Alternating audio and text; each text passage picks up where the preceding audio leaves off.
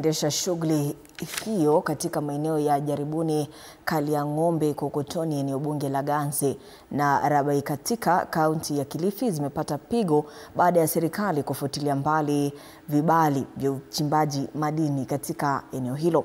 Waziri wa madini Hassan Joho, ambaye aliandamana na gavana wa Kilifi Gideon Mung'aro na kaimu katibu mkuu wa uchimbaji madini Harry Kimutai katika eneo la Jaribuni, alizindua ujenzi wa barabara ya kilomita 1 na kampuni ya Victoria Engineering na kuruhusu kampuni hiyo kuendelea na kazi yake na kuamuru kampuni nyingine kufuata maagizo haya kabla ya kuruhusiwa kuendelea na shughuli za uchimbaji madini.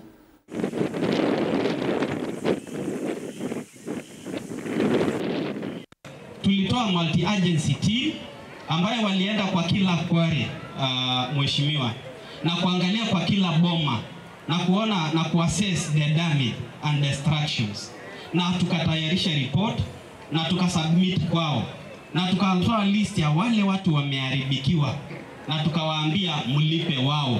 Hadi wa leo, na hiyo ni miaka imepita, hawajafanya mpaka sasa hivi. Inasema 1% ya vile wanachukua mali yao hapa irudi kwa mwananchi. Lakini nikuambie, kama ile kwari ile ya KD, mimi kutoka nizaliwe ninaiona pale, na wazee wengine wameiona pale. Iko na zaidi ya miaka 60-70, na mkazi wa Rabai hajafaidika na chochote. Ni kweli si kweli? Zifungwe zisifungwe? Zifungwe zisifungwe? Hakuna kampuni ambayo inarudisha mkono kwa umma.